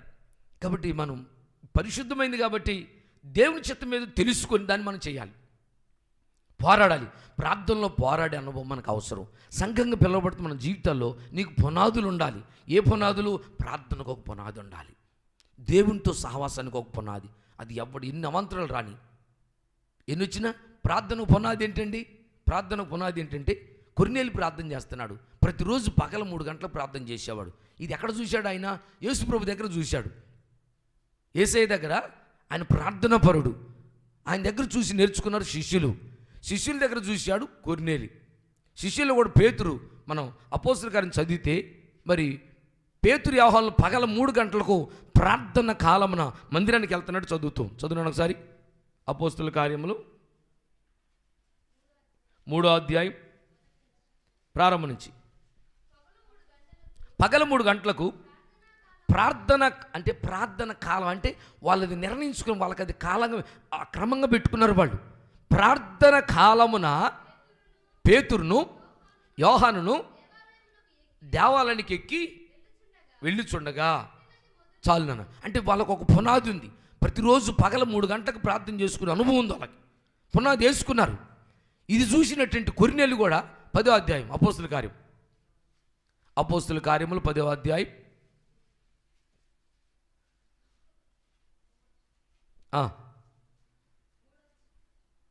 చదవండి. 10వ అధ్యాయం 3వ వచనం. పగలు ఇంచుమించు 3 గంటల వేళ దేవుని దూత అతని యొద్దకు వచ్చి కొర్నేలి అని పిలుచుట దర్శనమందు తేటగా కనపడదండి. అంటే ఆ సైన్యాధిపతి కూడా ప్రతిరోజు పగల 3 గంటలకు నేను ప్రార్థన చేసుకోవాలి అని ఒక కాలం పెట్టుకున్నాడు. ఇట్లా దేవుని పిల్లలుగా మనకి అదొక పునాది అంటారు. దాన్నే ప్రార్థనకు ఒక పునాది ఉన్నది. ప్రార్థనకు ఒక పునాది ఉన్నది. ఓ సమస్య ఎదురైందంటే బిడ్డరా, యాకోబుకు ఒక సమస్య ఎదురైంది. తన సొంత 400 మందిని తీసుకొని చంపడానికి వస్తున్నాడు. అప్పుడు రాత్రంతా ప్రార్థనలో తండ్రితో పోరాడాడు. రాత్రంతా ప్రార్థనలో పోరాడి గొప్ప జయాన్ని పొందుకున్నాడు యేసునామంలో. హల్లెలూయా. అట్లా అదుగు అతని ప్రార్థనకు ఒక పునాది ఉంది. సమస్య వస్తే దాన్ని ఎలా పోగొట్టుకోవాలనో, దాన్ని ఎలా జయించాలనో ఆ సామర్థ్యాన్ని సంపాదించుకున్నాడు దేవుళ్ళు. ఈరోజు మనం కూడా ప్రియబిడ్డరా, దేవుని సన్నిధికి చేరిన బిడ్డలుగా దేవుడిచ్చే జ్ఞానంతో, దైవ జ్ఞానంతో మనం ఏం చేయాలని కోరుతున్నాడు దేవుడు అంటే, నీ జ్ఞానంతో ముందు నీ జీవితం కట్టబడాలి. ముందు నీ జీవితం కట్టబడాలి ప్రభువులో, ప్రార్థనలో, ఆత్మీయతలో. అలా ఆత్మీయతలో మన జీవితం ప్రభువులో కట్టబడకపోతుంది. ఆ పట్టణానికి కొన్ని పునాదులు మొదటి దాని పేరు ఏంటంట, సూర్యకాంతపు రాయి అని చదువుతాం. అంటే సూర్యుడిలో ఉన్నటువంటి మరి గుణాలు అనగా ఈ సూర్యుడి కాదు. సూర్యకాంతం అనగానే మనకు కనపడే సూర్యుడు కాదండి. మలాకిలో చదువుతాం మనం నీతి సూర్యుడైన యేసు గురించి. ఆ నీతి సూర్యుడిలో ఉన్నటువంటి సుగుణాలు ఆ బిడల జీవితాల్లో ఆ పునాదిలో కనపడాలి. పునాదుల్లో అనగా వారి అంతర్భాగములో, వారి అంతరపు హృదయాల్లో, అంతరపు ఆలోచనలో, వారి గుండెల్లో, వారి హృదయపు లోతుల్లోకి వెళ్ళి చూస్తే ఏం కనపడాలి? క్రీస్తు అనే సుగుణాలు. సూర్యకాంతపు రాయి అని చెప్పంటే సూర్యునిలో కొన్ని గుణాలు కనపడతాయి మనకు. సూర్యులు ఏం కనపడతాయి? వేడి, వెలుతురు, నిప్పు కొన్ని కనపడతాయి. ఇంకా రకరకాల వర్ణాలు కనపడతాయండి. రకరకాల వర్ణాలు మెరుస్తూ కనపడతాడు. ఇలా అది ఒక ప్రకాశించే జీవితం. ప్రకాశించే జీవితం అంటే ఒక మంచి సాక్ష్య జీవితమో, ఓ లోతైన మారు మనసు. లోతైన మారు మనసు అనగా శుభ్రం కడగబడిన దాన్నే బిడ్డరా ప్రకాశించే జీవితం అంటారు. అనగా మొదటికి నీ సాక్ష్యం, నీకున్న రాయి, పునాది మొదటి రాయి, ప్రకాశించే రాయి, సూర్యకాంతపు రాయి మీద నీలో దాన్ని కలిగి ఉన్నవా? ఒకవేళ గత సంవత్సరాలు లేకపోతే నా ప్రియమైన సంగమా, ఈ రాత్రి నుంచి నేను గుర్తుపెట్టుకుని పరిశుద్ధాత్మ దేవుని యొక్క సహాయంతో జ్ఞానవంతురాలుగా మార్చబడి ఆ జ్ఞానంతో సూర్యకాంతపు రాయిని సంపాదించుకో. నీకు పునాదిగా సూర్యకాంతపు రాయి ఉందా? ఏ రాయి మీద కట్టబడుతున్నావు నువ్వు? ఏ రాయి మీద నీ జీవితాన్ని కట్టుకుంటున్నావు? అది ప్రకాశించేదైనా, మంచి సాక్ష్యమేనా నీది? నీ సాక్ష్యం మంచిగుందా? నీ సాక్ష్యంతో అపవాదిని జయిస్తావు. నీ సాక్ష్యంతో అపవాదిని ఓడిస్తావు. నీ సాక్ష్యంతో ఆయన రాజ్యాన్ని కూలగొడతావు. సేకరణ రాజ్యాన్ని కూలగొట్టుద్ది ఎలుగు, సేకరణ పారదోలుతూ ఎలుగు. నీ జీవితంలో ఏదండి బిడ్డరా? ఒకసారి ఆలోచించుకోండి. మనం ఆలోచించుకొని ఈ సంవత్సరంలోనైనా, ఈ నెలలోనైనా, ఈ వారం నుంచైనా సరే నీ జీవితాన్ని కట్టుకోవటానికి ఇష్టపడు. అనగా ఈ రాయి ఏం చూపిస్తుందంటే ఓ మంచి టెస్టిమనీ, మంచి సాక్ష్యం కలిగి ఉండాలి. మంచి సాక్ష్య జీవితాన్ని మనం కలిగి ఉండాలి. నీ సాక్ష్యం దెబ్బతినొద్దు. డబ్బులు పోయినా పర్లేదు, మాట పడ్డ పర్లేదు, సాక్ష్యం మాత్రం దెబ్బతినకూడదు. సాక్ష్యాన్ని కాపాడుకో. ఏముంది ఇక్కడ మాట్లాడితే ఎవరు చూడాలంటే కాదు, ఇన్ని రోజులు కాపాడుకున్నావు, ఈరోజు బాగొట్టుకుందాం సాక్ష్యాన్ని. ఇన్ని రోజులు నన్ను నేను భద్రం చేసుకున్న సాక్ష్యాన్ని. మరి ఇప్పుడు మీరేదో సనుకున్నారు, మీదేరే అన్నారని చెప్పని, ఎవరు ఏదో అన్నారని చెప్పని నా సాక్ష్యం బాగొట్టుకునేనా? లేదు. అవసరమైతే నేను చచ్చినా పర్వాలేదు, కానీ సాక్ష్యాన్ని మాత్రం చంపుకోకూడదు. ఎందుకంటే సాక్ష్యము, మనం చనిపోయినా సాక్ష్యం చనిపోదు ఆయన నామంలో. గట్టిగా చెప్పాలి హల్లెలూయా. అందుకే మన జీవితంలో ప్రకాశించే జీవితం అనేది సూర్యకాంతపు రాయి, ఒక మంచి టెస్టిమనీ లాంటి జీవితాన్ని మనం కలిగి ఉండాలని బిడ్డరా ప్రభు ఆశపడుతున్నాడు. కాబట్టి పరిశుద్ధాత్మతో నింపడిన బిడ్డల జీవితాల్లో ఆ ఆత్మదేవుడు ఏమిటంటే జ్ఞానాన్ని బోధిస్తాడు. జ్ఞానాన్ని బోధిస్తాడండి. ఆ జ్ఞానంతో ఏం చేయాలి? ఆ జ్ఞానంతో మొదటిగా నీ జీవితాన్ని కట్టుకో. అంటే నీలో మంచి సాక్ష్యాన్ని కాపాడుకో, నీ మంచిని కాపాడుకో, నీ నీతిని కాపాడుకో, నీ యథార్థతను కాపాడుకో. బిడ్డరా సాక్ష్యాన్ని కాపాడుకోవటానికి ఎంతో ప్రయాసపడిన బిడ్డలు అందరూ చూస్తాం. జీవితాల్లో ప్రాణాలు పెట్టారు కొంతమంది ఏం చేస్తారో తెలుసండి? మనం చెప్పాము మీకు అప్పుడప్పుడు. ఒకసారి దొండపాడులో ఒక తల్లి చాలా అందంగా ఉంటుంది. మరి దొండపాడు కొత్తగా వచ్చారు ఉద్యోగ నిమిత్తం. వచ్చినప్పుడు కొన్ని సంవత్సరాల క్రితం అయితే ఈ ఊరిలో ఉన్నటువంటి కొంతమంది దొండగులు, మూర్ఖులు భర్త లేని సమయంలో ఆ బిడ్డను పాడు చేశారు. పాడు చేసినప్పుడు ఎవరికి చెప్పుకోలేకపోయింది. ఎందుకంటే పరువు కోసం ప్రాణం పెట్టుతారు. ప్రాణం పెట్టిన బిడ్డ ఎవరికి చెప్పుకోకుండా అలాగే ఉంది. భర్త వచ్చిన తర్వాత పిల్లలకి భర్తకి వంట చేసి పెట్టింది తిన్నారు. వాళ్ళు తిన్న తర్వాత ఒక మాట అడిగింది భర్తని పడుకునే ముందు, ఏమండి ఈరోజు మన ఇంట్లో కుక్క వచ్చిందండి, కుక్క వచ్చి కొండను ముట్టింది, ఆ కొండను ఉంచుదామా బయటపడేద్దామన్నాను అని భర్తతో అంటే ఆ భర్త అన్నాడు, చిచ్చి ఇంకోటి కొనుకొచ్చుకోవచ్చు, తీసేయి, అది ఏడాడు మూతి పెట్టి వచ్చి దీన్ని అంటుకొని ఉంటుంది, వద్దొద్దు పడేయనంట. భర్తకు మరుగు చెప్పింది ఈ మాట. కుక్క కొండను కుక్క ముట్టిందండి అని చెప్పింది. బిడ్డరా నీతి మంత్రులు చూడండి ఎలాంటి ఆమె జీవితాన్ని కాపాడుకోవడానికి, నా జీవితం అపవిత్రమైంది కాబట్టి ఇట్లాంటి జీవితాన్ని నా భర్త కూడా తాగకూడదుగా, నేను ఉండటం అనవసరం, అపవిత్రపరచబడ్డా అని ఆ అవమానం తట్టుకోలేక భర్త మాట చెప్పిన తర్వాత ఆ పిల్లలు భర్త నిద్రపోయాక లేచి వచ్చి ఆ ఇంట్లో బావి ఉంది, ఆ బావిలో దిగి చచ్చిపోయింది. ఊరిని చెప్పించింది, తొండపాడిని చెప్పించిపోయింది. అదే టైంలో దాదాపు 2-3 సార్లు 7 సార్లు తగలబడిందని చెబుతారు. అందుకు దొండపాడికి ఫస్ట్ పేరు అంటే వెంకట నరసింహపురం.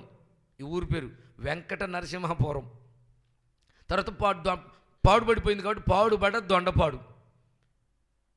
దొండపాడు. గమనించండి బిడ్డరా, చూడండి, నీతిమంతురాలు తన సాక్ష్యాన్ని పోగొట్టుకుందానని, నా భర్త విషయంలో సాక్ష్యం దెబ్బతిన్నదని జీవితాంతం ఆయనతో ఆ బాధపడే బదులు ఆయన ఏం అనకపోవచ్చు, ఆయన తెలియదు కాబట్టి ఏదో రోజు తెలితే నా పరిస్థితి ఏంటి, నా భర్త ముందు ఎట్ట తలెత్తుకోవాలి నేను. చూడండి ఎంత పవిత్రతో పరిశుద్ధతని ఎట్ట కాపాడుకొని. చూడండి ఆ అవమానం కావాలని చేయలేదు కాబట్టి ఆ బిడ్డ అపిత్రురాలు కాదు దేవుని దృష్టిలో. ఒకవేళ భర్త దృష్టిలో, మనుషుల దృష్టిలో మేము ఆమెతో పాపం చేసిన వీళ్ళు 20 ఎగొచ్చు, కానీ దేవుని దృష్టిలో పాపం చేసినట్టు కాదు. ఎందుకంటే భర్తకు చెప్పి తన జీవితాన్ని ముగించిందండి. చూడండి ఎట్లా కాపాడుకోవటం ఇష్టపడిందో. అది సాక్ష్యాన్ని కాపాడుకోవటం అంటే, జీవితాన్ని కాపాడుకోవటం అంటే, పవిత్రతను కాపాడుకోవటం అంటే, పరిశుద్ధతను కాపాడుకోవటం అంటే. ఎవరైనా ఒకరు పొలంలో ఒంటరిగా ఒక యవనస్తురాలు కన్యక ఉన్నట్లయితే బైబిల్ ఏం చెప్పిందంటే, అక్కడ ఎవరు లేరు, ఒక యవనస్తురాలు ఉన్నారు. అతడు వెళ్ళి బలవంతంగా అమ్మాయిని పాడు చేస్తున్నట్లయితే ఆ బిడ్డల కేకలు పెట్టకుండా మౌనంగా ఉంటే అతడితో ఏకీభవించినట్లు. ఒకవేళ ఆ బిడ్డ కేకలు పెట్టి అరిసినట్లయితే పెద్దగా వాడు బలవంతం చేసి చెడిపినా ఆ బిడ్డకు ఆ నింద దేవుడు రానేడంట. అది దేవుని దృష్టిలో కాదు, పాపం కాదు అది. ఎందుకంటే ఆమె కేక వేసింది, రక్షకుడు లేడంట, అక్కడ రక్షించేవారు లేరు కనుక ఆ బిడ్డ జీవితం బలైపోయింది.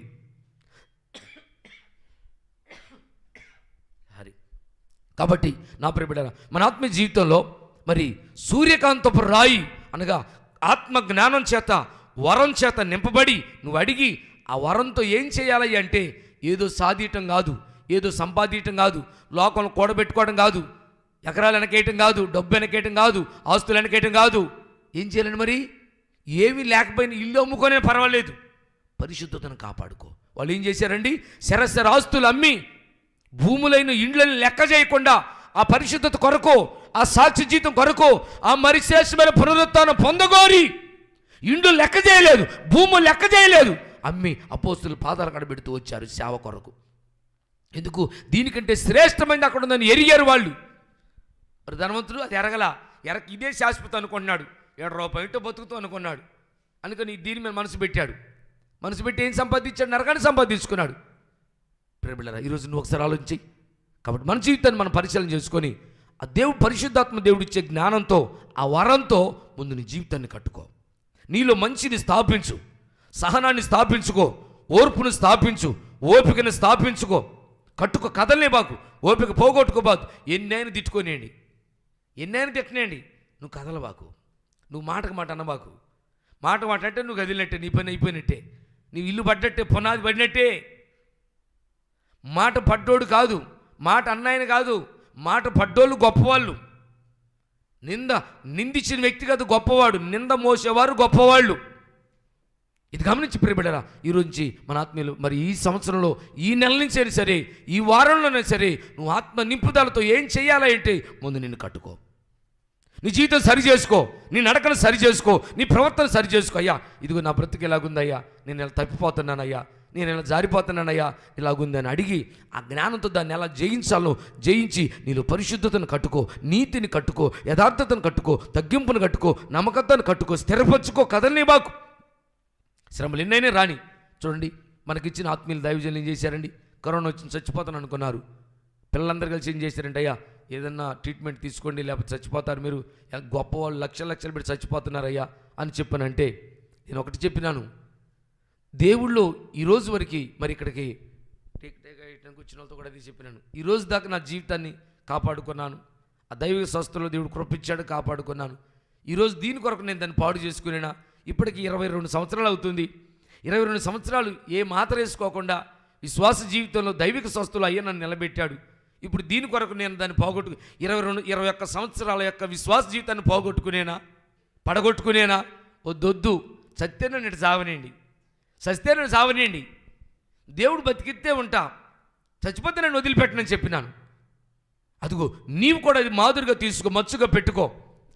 అంటే నేను ఏం సావటానికే రెడీ అయిన కానీ దాన్ని మాత్రం కదలనీలా, విశ్వాసం నుంచి కదలటానికి ఇష్టపడలా, విశ్వాసాన్ని పోగొట్టుకోలా. మందొట్టడానికి ఇష్టపడలా, సావటానికి ఇష్టపడ్డా. నువ్వు ఆలోచించు ఒకసారి, నువ్వు ఆ పరిస్థితిలో నిలబడ్డావా? ఇంకా అసలు అది ఇంకోటే సరే, నీలో ఏది ఉందో దాన్ని తుది వరకు ప్రభువుని సమీపించేంత వరకు. చూడండి పౌలు ఏమంటాడండి, చదవద్దు కానీ తిమోతి రాసిన 2వ పత్రిక 4:7 చదివితే అక్కడ అంటాడు కదా, పౌలు తిమోతి అంటాడు, తిమోతి నేను మంచి పోరాటం పోరాడినాను, నా పరువు కడముట్టించాను, నా విశ్వాసాన్ని కాపాడుకున్నాను, ఇదిగో ఇక మీద నా కొరకు నీతి కిరీటం ఉంచబడినదే. ఆయన విశ్వాసం ఆఖరిదా కాపాడుకున్నాడు. మనం ఎందుకు కాపాడుకోవద్దు? అది కాపాడుకుంటే కట్టబడినట్లు, కాపాడుకోకపోతే పడిపోయినట్లు. బిడ్డరా, చెప్పిందే చేద్దాం. ఏం చెప్తున్నావు మనం ఏం చేస్తున్నావు, ఏం చెప్తున్నావు దాన్నే చేద్దాం. ఏది చేయమన్నాడు దేవుడు దాన్ని చేద్దాం, ఏది వద్దన్నాడు దాన్ని చేయొద్దు. మనం అయ్యే చిత్తం నెరవేర్చి దేవుని రాకడ సిద్ధపడదాం. కాబట్టి ఈ యొక్క మరి కనిపెట్టే కోటలో మనం ఈ రోజున ఆత్మ యొక్క నింపుదల కొరకై పరిశుద్ధాత్మ నీలో ఉంటే నీతో వస్తే ఆయన అడుగును, అయ్యా జ్ఞానవాక్యంతో నన్ను నింపు, ఆ వరాన్ని నాకు ఇవ్వయ్యా. ఒక వరం అడిగి తినేసయ్యా, ఆ వరంతో నన్ను నింపు. ఏ వరం? జ్ఞానవరం ఇయ్యయ్యా. ఎందుకంటే నన్ను ఎట్ట కట్టుకోవాలి, నేను నా కుటుంబం ఎలా కట్టబడుద్ది, నేను పరలోక సంఘంలో ఎలా కట్టబడతా, నాకు ఆ జ్ఞానంతో ఇంట్లోనూ కుటుంబంలోనూ వ్యక్తిగతంగాను సంఘంలోనూ కట్టబడే విధానము పరిశుద్ధాత్మ దేవుడు నేర్పిస్తాడు గనుక, ఆ జ్ఞానవంతుడు బోధిస్తాడు గనుక, ఆయన బోధతో పరలోక రాజ్యానికై నూతన యెరూషలేముగా కట్టబడి పెళ్లి కుమార్తెలు ప్రభు ఎదుట కనబడుదుముగాక. మోకరించండి.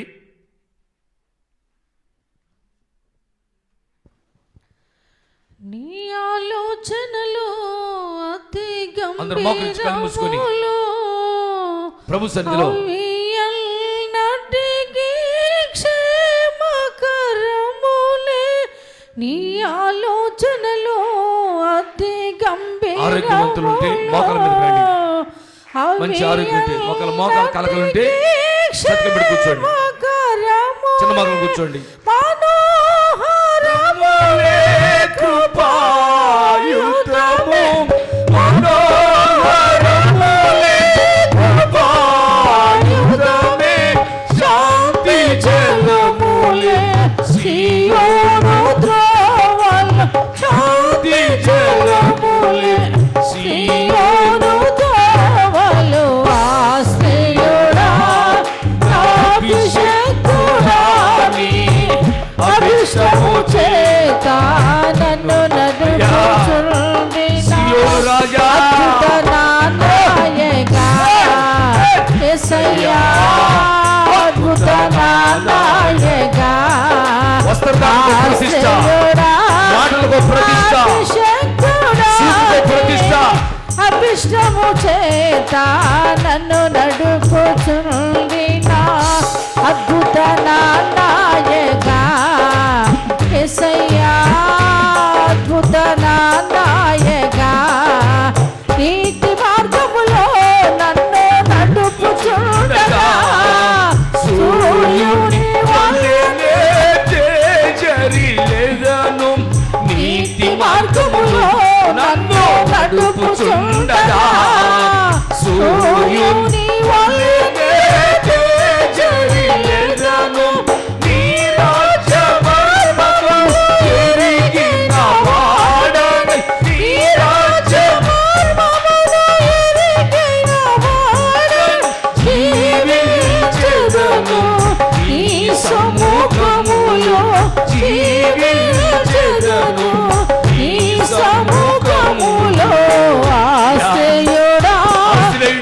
అభిషేకుడా నీ అభిషేకము చేత నన్ను నడుపుచుండి నా అద్భుత నాయగా యేసయ్యా, అద్భుత నాయగా, ఆశ్రయుడా నన్ను నిలబెట్టయ్యా, నీ జ్ఞానంతో నన్ను నిలబెట్టయ్యా, జ్ఞానంతో నింపయ్యా, నాకు జ్ఞానం లేదయ్యా, నేను చదువుకుంటున్నానయ్యా, అయ్యో మా పిలవలేదను, చెప్పలేదను, అయ్యో ప్రభు వద్దయ్యా, అది మంచి ఆలోచన కాదయ్యా. సువార్తకు నన్ను సాక్షిగా నిలిపితివే, ఆత్మల రక్షణ నా గురి చేసితివి, సువార్తకు నన్ను సాక్షిగా నిలిపితివే, ఆత్మల రక్షణ నా గురి చేసితివి,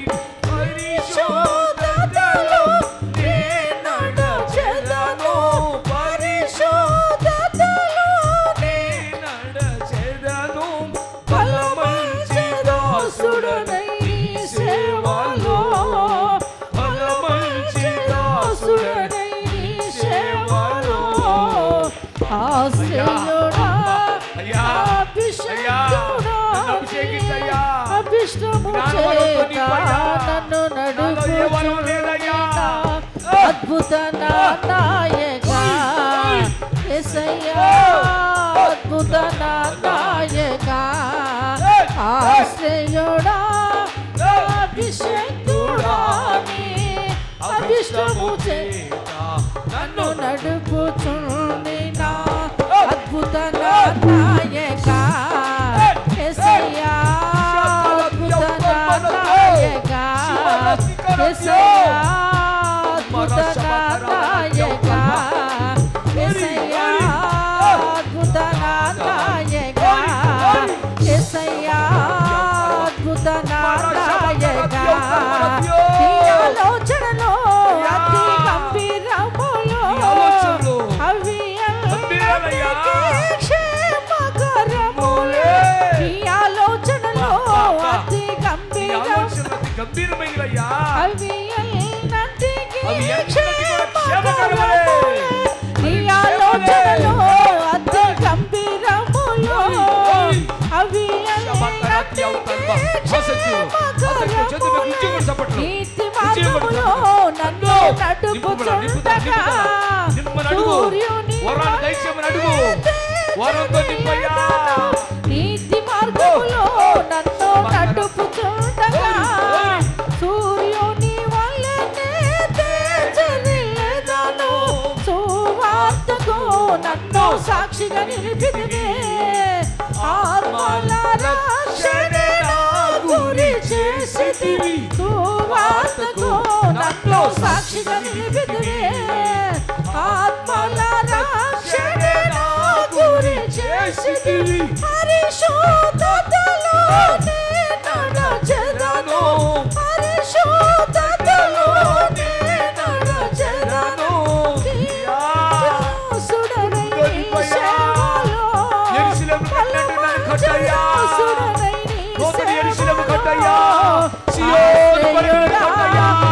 అభిషేకుడా అభిషేకము చేత నన్ను నడుపుచుండిన అద్భుత నాయక యేసయ్యా అద్భుత నాయక ఆశ్రయుడా అభిషేకుడా అభిష్టము చేత నన్ను అద్భుత నాయక యేసయ్యా అద్భుత నాయక యేసయ్యా అద్భుత నాయక యేసయ్యా అద్భుత నాయక యేసయ్యా అద్భుత నాయక యేసయ్యా అద్భుత నాయక యేసయ్యా అద్భుత నాయక అద్భుత నాయక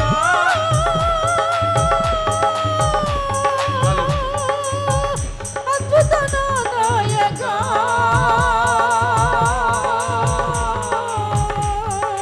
యేసయ్యా అద్భుత నాయక యేసయ్యా యేసయ్యా అద్భుత నాయక యేసయ్యా అద్భుత నాయక యేసయ్యా అద్భుత నాయక యేసయ్యా అద్భుత నాయక యేసయ్యా అద్భుత నాయక యేసయ్యా అద్భుత నాయక యేసయ్యా అద్భుత నాయక యేసయ్యా అద్భుత నాయక యేసయ్యా అద్భుత నాయక యేసయ్యా అద్భుత నాయక అద్భుత నాయక యేసయ్యా ఓ మూర్ఖుడా, నీ ఇంటిని చేతులతో పాడు చేసుకోమాకు. దేవుడిచ్చిన జ్ఞానంతో దేవుడి వలె మారు, యేసులాగా మారు, యేసులాగా జీవించు, యేసు వలె బ్రతకడానికి నిర్ణయం తీసుకో.